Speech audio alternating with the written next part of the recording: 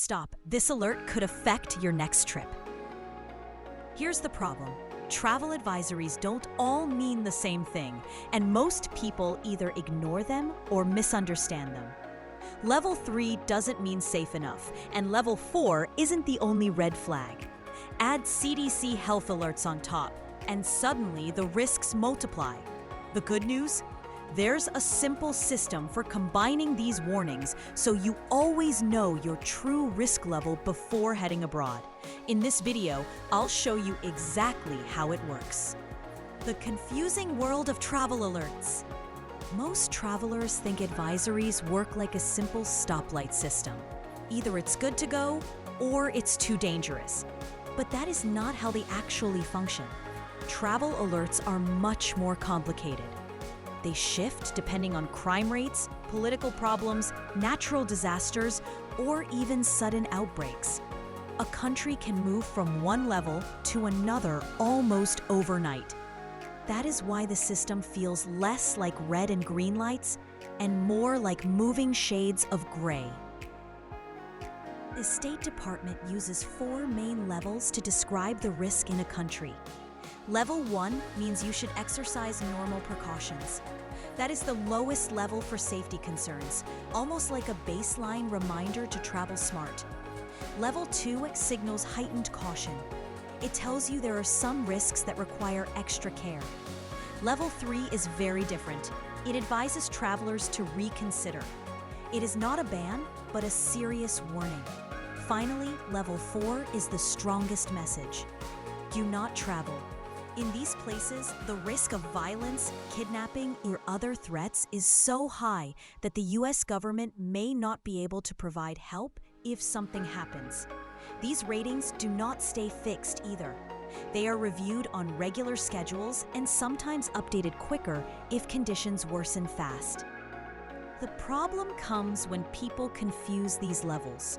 News headlines often collapse Level 3 and Level 4 into the same category. The wording makes both sound equally severe, yet in practice, they are not the same thing at all. Level 3 is a strong caution. It asks travelers to weigh the choice more carefully. Level 4 is an outright message to stay away. The distinction is huge, but many never notice the gap because of how warnings are reported. Take Colombia as an example. It is under a Level 3 advisory. Travelers are told to reconsider going due to crime, terrorism, and civil unrest in certain regions. At first glance, that sounds extremely dangerous. Yet millions of visitors enter Colombia each year, mostly without major issues.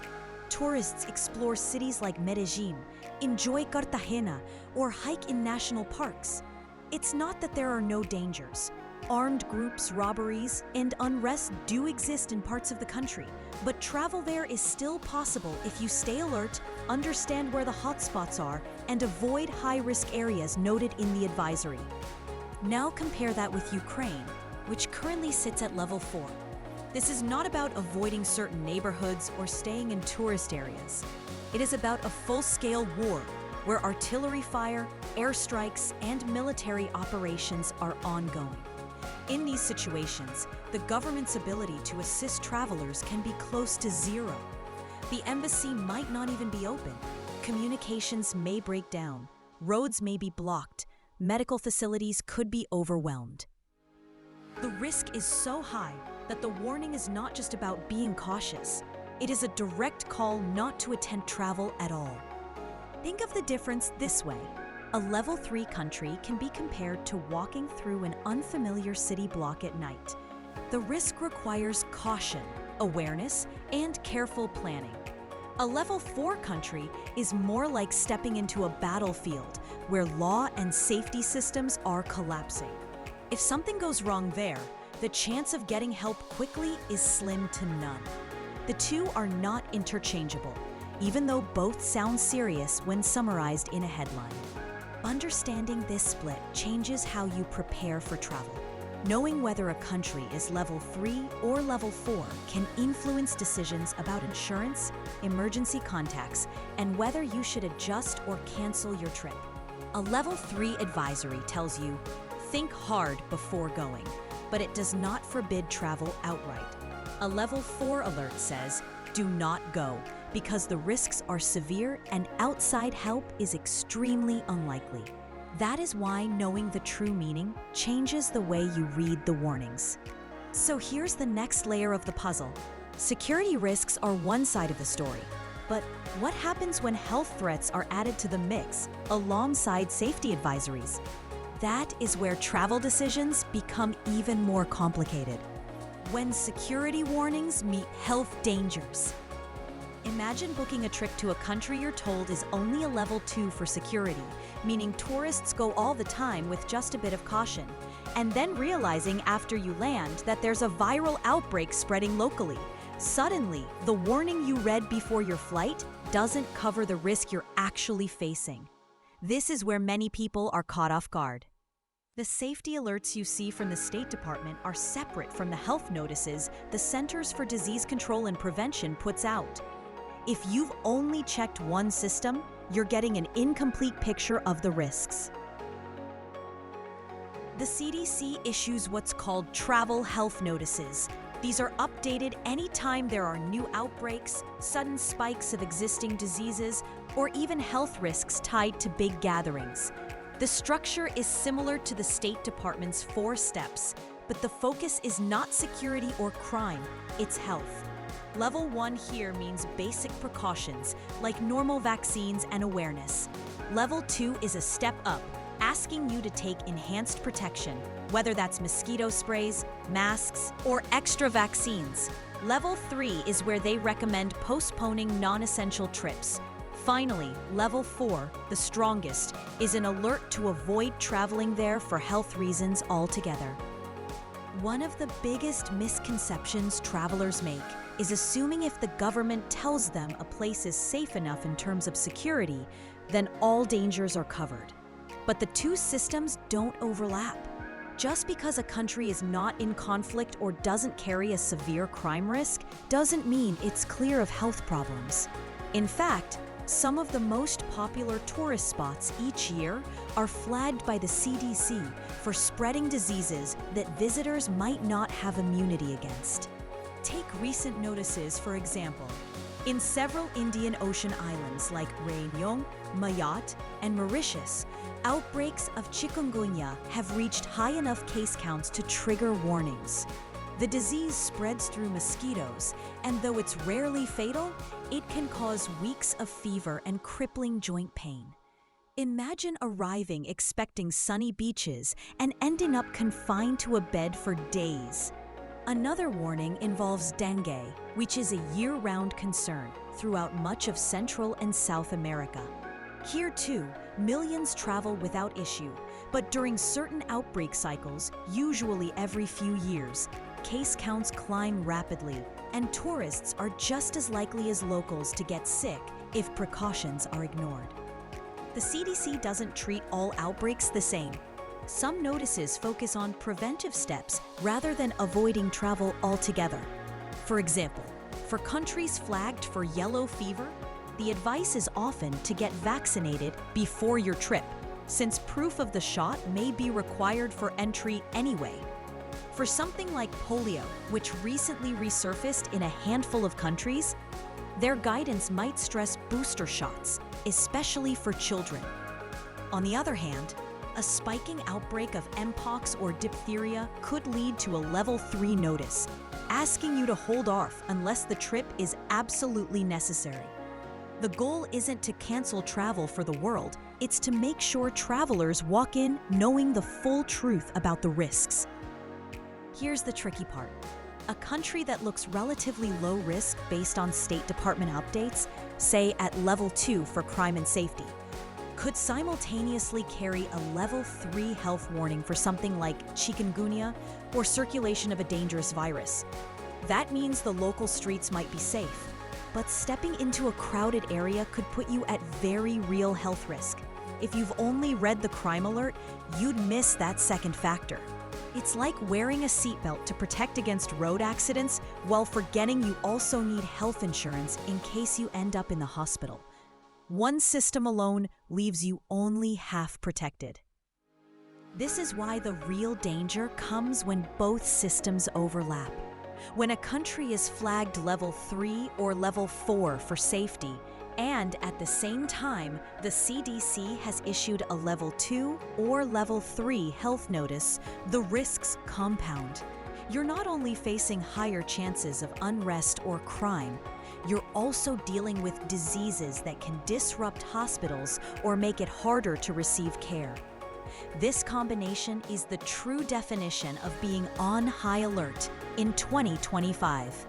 The solution is not to avoid travel entirely, but to know how to read both systems together. This brings us to the most important step: building your own risk radar that ties State Department advisories and CDC health notices into one clear personal checklist before you board a flight. Building your personal travel risk radar. Knowing the warnings is one thing, but how do you actually use them to make real travel decisions? Reading about levels and alerts is helpful, but unless you turn that information into a personal strategy, it doesn't change anything. The real key is to layer advisories and notices into a checklist you can act on. That way, instead of random pieces of advice scattered across websites, you have one clear picture of your actual risk and plan before stepping on the plane. A personal travel safety checklist makes the information useful.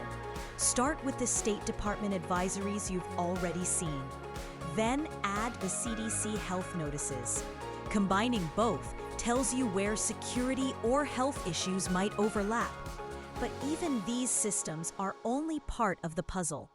If a crisis breaks out while you're already abroad, what happens then? That's where the missing layer comes in.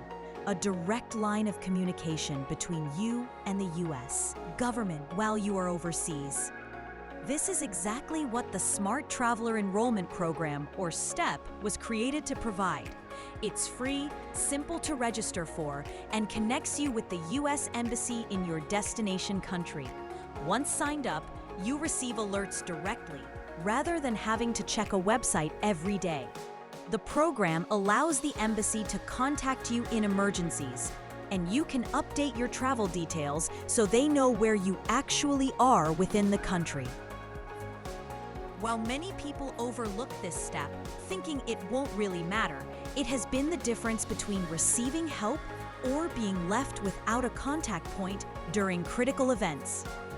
A big reason STEP matters is that it connects real-time conditions to the exact travelers who need to know. If protests suddenly erupt in a capital city, an advisory on a website might not be updated fast enough to reach you. Through STEP, that information can be sent as a text message or email directly to your phone, warning you in time to get clear of danger. Having that link also makes it much easier for embassies to confirm your safety and contact family if communication lines fail. There are situations where travelers have only been evacuated during a natural disaster because they were signed up.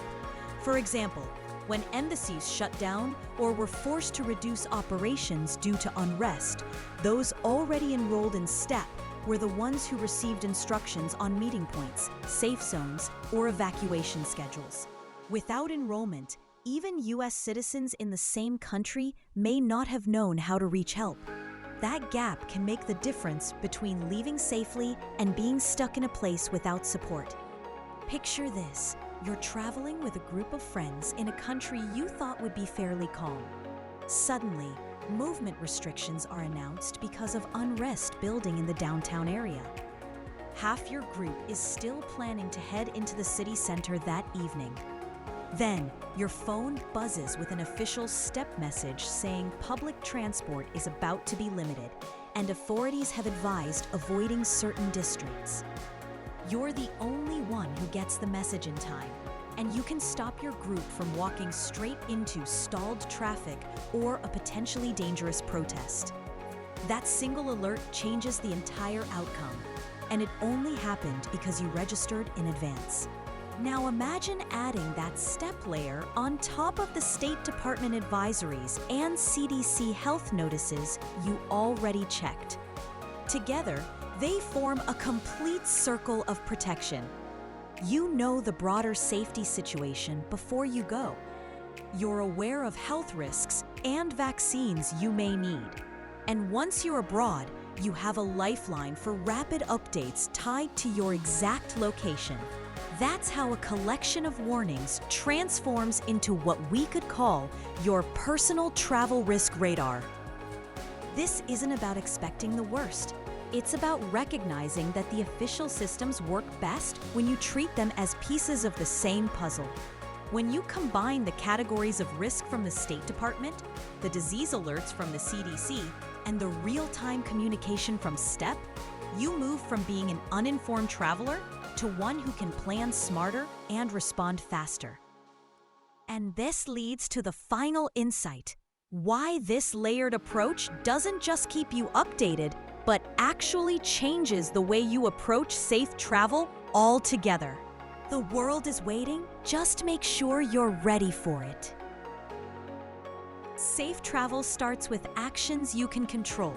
The State Department highlights security issues, while the CDC explains health concerns, including routine vaccines all international travelers should update, like measles, and required ones such as yellow fever for some destinations. Together, they give you a complete view of potential risks. Before you travel, check the State Department advisory and note the risk indicators. 2. Check CDC travel health notices and update vaccines if needed. 3. Enroll in STEP for fast embassy alerts. Consider travel insurance like CFAR for cancellation flexibility. Comment with your next destination and whether you've checked both advisories. If this checklist was useful, make sure you save it and share it with your travel friends and family. It could save them from serious trouble. Like and subscribe to Travel Safety Tips for more practical safety guides and essential travel safety tips that keep you out of trouble and focused on adventure.